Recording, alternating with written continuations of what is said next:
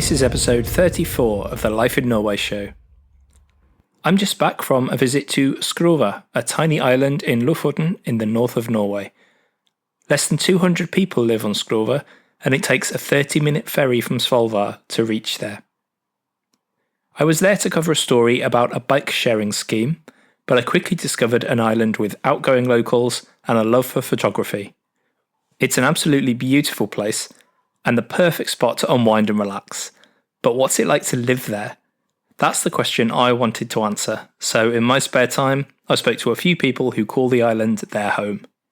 First of all, I spoke to Monika, who has lived on the island for more than 20 years. We took a bike ride around the island before stopping off at the local photo gallery, which Monika helps to run. You can find out more information on today's show on the show notes page at lifeinnorway.net/podcast. Look for episode 34. Happy listening.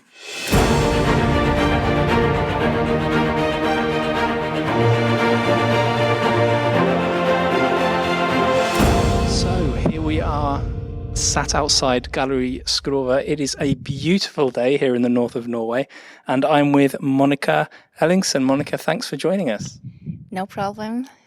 My first question was going to be, why would anyone want to live on a fairly remote island of just 200 people where you have to get a ferry to get to and from the mainland? However, having just spent the last hour cycling around the island with you, I think I know the answer, but I'd love to hear what are your reasons for living here on Skrova? Well, I guess my reason for coming here is falling in love. It's my husband. We moved here after finishing university. We came back here because he is working on the main fish plant in Skrova. So we came here for his work, actually. Now, like I say, 20 degrees today, absolutely beautiful weather. It's like this every day? No, not at all. Not at all. These are some of the few days we have during the year is like this. So we really, really appreciate it when it happens because we have all sorts of weather. We have really rough winters, but beautiful winter days too. But summer like this is not every year that we experience.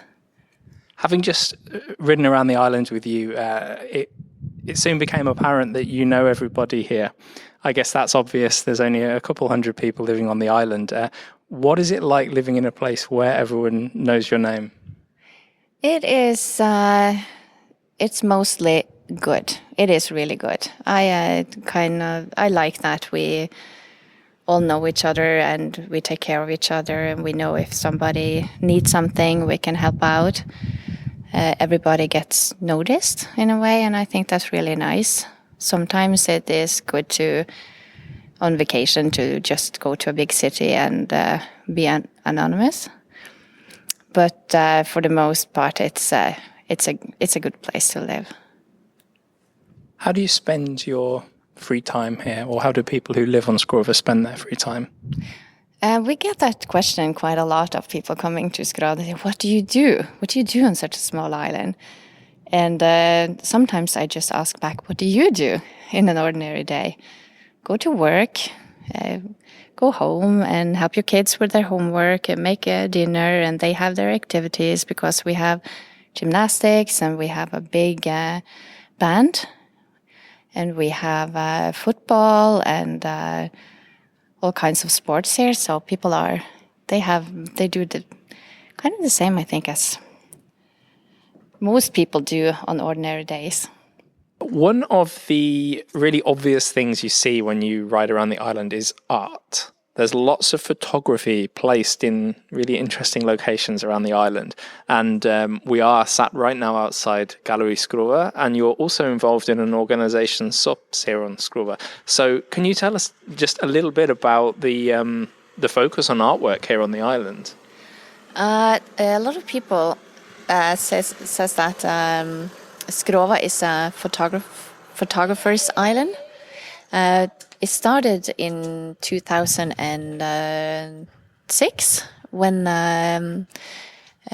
some people from the south bought the local restaurant, and they started with photo workshops with a lot of famous photographers from Norway came to Skrova to have workshops in photography.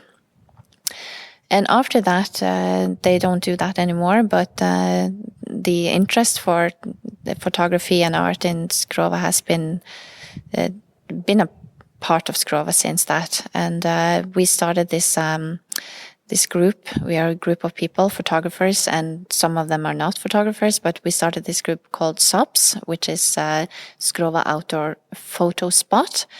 And we wanted to make a path, a cultural path, with known photographers from Norway and abroad.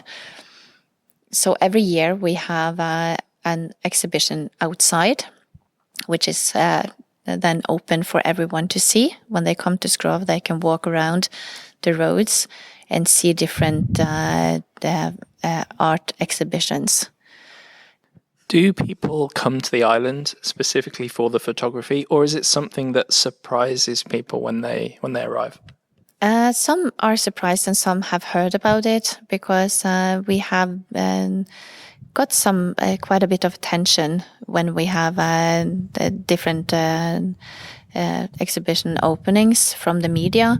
So quite a few people have heard about it, and they're excited to see the exhibition, to walk around the island and find all the spots where you can see them. It's on small sea house walls outside, and it's on the docks and places. So you have a map and you can walk around and find these spots. How does life on the island compare with the mainland? You grew up on the mainland, albeit in a small place. Yeah. Now, I've seen a post office today, I've seen a general store, I've seen a pub, I've seen a restaurant, and the things you would find in a typical small town. But at the same time, we are on an island and you have to take a ferry to come to and from the island. So what are some of the challenges of living here, and how does it compare with living in a similar sized town on mainland Norway? I would say that it is a lifestyle to live on an island like this, because you know that you can't just go to the cinema or to a coffee shop or to the hairdresser. Everything has to be planned. And sometimes when the weather is really bad and the ferry doesn't come, you don't get your mail or the milk. But I learned and seen that it's okay. If you get the mail the next day, it's okay. So you just have to find that calm, that you can't do all these things, but you get so much other things in return, and maybe a more stress-free way of living. I can totally appreciate that. Yeah, this is a very relaxed place. Yes, it is. It is. You mentioned the storms and sometimes the ferry might not be able to travel across from Skrova or from Buda. What is it like here in the winter? It can be quite rough. We have this, and when we have this dark period from the beginning of December until the 6th of January, for 1 month, we have the dark period where we don't have any sun at all. And during that time, it can be really rough weather. So, but I think people on the island, we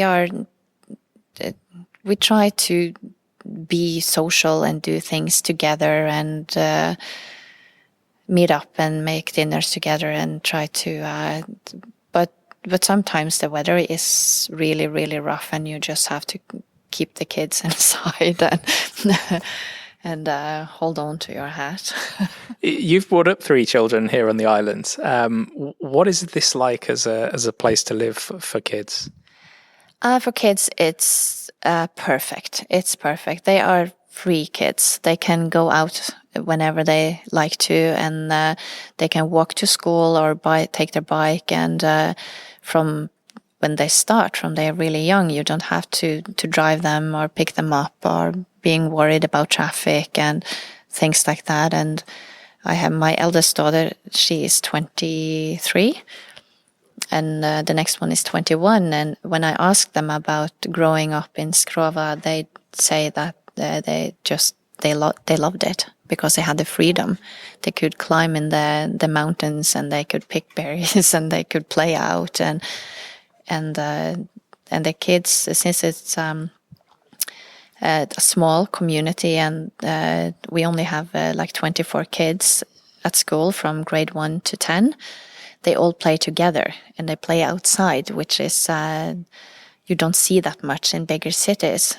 The kids are more inside, but these kids are more outdoors and play together and take care of each other, which is very nice. That changes once a child gets to 15, 16. I'm not sure exactly when they have to travel to Skrova for high school. And of course, they stay there. They essentially have to move away from the island temporarily to go to high school. Then, from what I understand, many of them then go on to college or have jobs on the mainland. Do the children come back when they're older? And if not, is that a problem for the island? Yeah, we a lot of them don't come back, and that has to do with the work, to have work on the island, and what their education is, what they have decided to do in life. It's not everything they can do on this island. But my girls has promised to come back and start something here, so I hope they do. You mentioned work, and I know my listeners, and I know a lot of people are now going to be Googling Skrova and figuring out that I could, de-stress, I could live on an island. What are the job opportunities here? Are there any job opportunities here for people wanting to move? The main industry on the island is a fish plant, a salmon fish plant, where they also do some whitefish, which is the stockfish in the wintertime, and a little bit of a whale. And then we have a school, and we have a kindergarten, and we have a convenience store, and 2 restaurants, and a gallery. And some people come here, and because these days you can do a lot of work wherever you are in the world if you have a computer, and we have internet on the island. So I think that people are more looking into the possibility of coming here to do things where you just need an office or a place. And how about the cost of living on an island? I went to the general store earlier, bought a bottle of water, a bottle of Pepsi, and some paracetamol, and it was a little bit more expensive than in Trondheim. More than just the general store. What is it like? How does it compare here, cost-wise, with living in Skrova or living elsewhere in Norway? Well, so the convenience store has more expensive groceries, and they have to do it because it's costly to get all the delivered here. But then again, as I said before, we don't have that many coffee shops and cinemas, so I think that people are using less living here. So and we have to protect the local store, because we really need that. We cannot go to Skrova to buy with the ferry in bad weather to buy a carton of milk. So we really have to be loyal to the store on the island, and people they do that, which is good. But then in the houses, the properties are it's getting more expensive in Skrova now, because we have quite a few people that wants to buy a secondary home here. So the prices has gone up, but still it is quite cheap compared to other places in Norway to buy an old house on the island. It's certainly substantially cheaper than Trondheim from what I've seen so far today. Monika, thanks so much for joining me today. It's been an absolute pleasure to see your home, your island. Before I let you go, I do have 3 questions that I ask every podcast guest. Sorry, I haven't warned you about this, but I will adapt them a little because we're here on Skrova. So what's the best thing about living on Skrova? It's the freedom and the low stress level. And you're saying that with a big smile on your face. What's the most challenging thing about living on Skrova? It is, I guess it's the weather in the winter time and when we get isolated. But as I said, maybe it's not that bad after all. It's certainly not that bad right now. I mean, it was raining in Trondheim this morning, and it's the complete opposite here. It's a glorious day, but I'll have to take your word for it about the winter.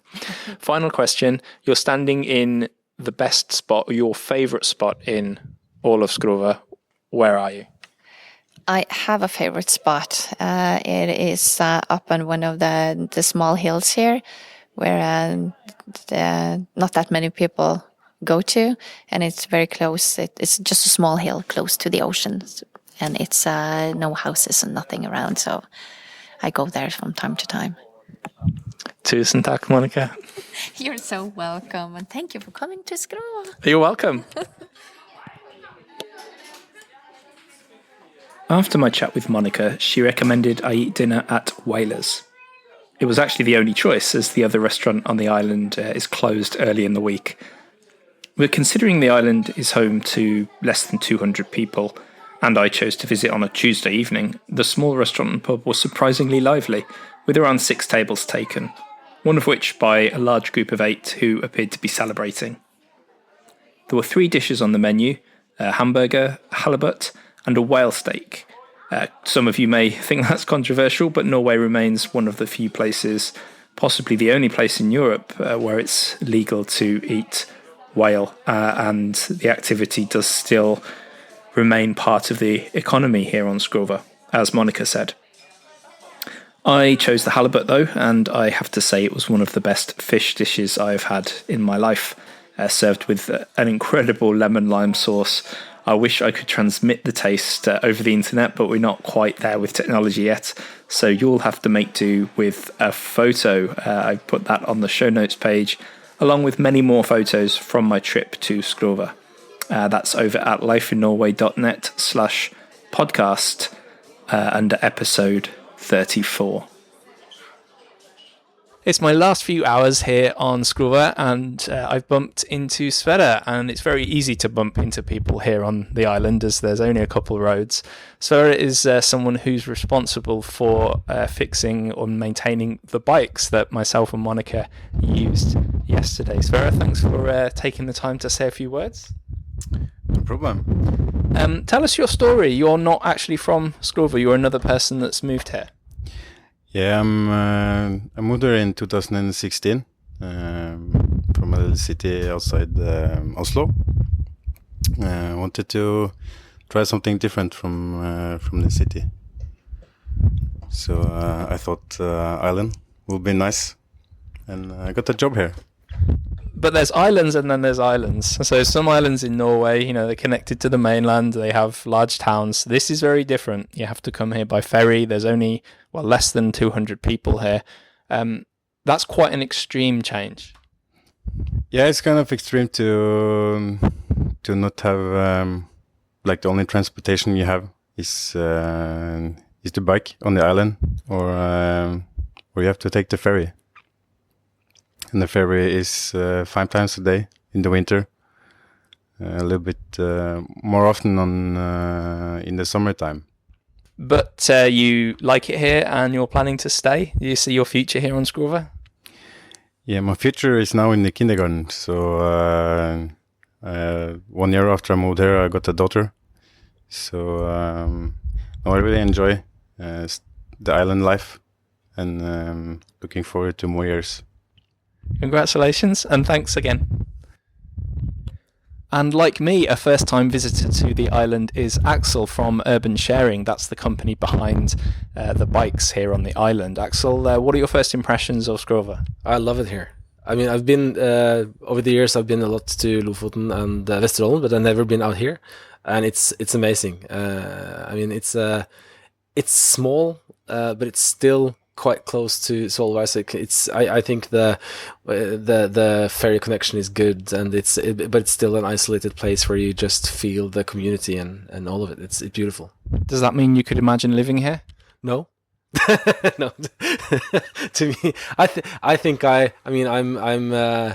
had troubles moving outside the city center in Oslo. So to me, it's not about living here. But I think I could live here like for a month during the summer or a month during winter time. But to live here permanently, it's not for me. But it's a beautiful place. I understand that. So the bikes, you're actually seeing them in action for the first time here. You're more used to seeing them on the streets of Oslo, Bergen, Trondheim. What do you see here? Well, first of all, we love that they are part of the community already. They're part of a story. You know, they're an art project as well as a city bike system, and I just love that. And it shows a lot of what we want bikes to do in all cities we have them. That they engage people both in terms of use and otherwise. That people see it as a positive force in the community, and we see that already here, even though it's such a small and closed system, and we learn a lot about other stuff that we cannot learn in the city. So it's a great thing for us. Good stuff, Axel and Sveta. Thank you very much. Unfortunately, now it's time to leave Skrova. I don't want to miss the ferry because, as much as I've enjoyed my time here, I think it's time to head back to Trondheim.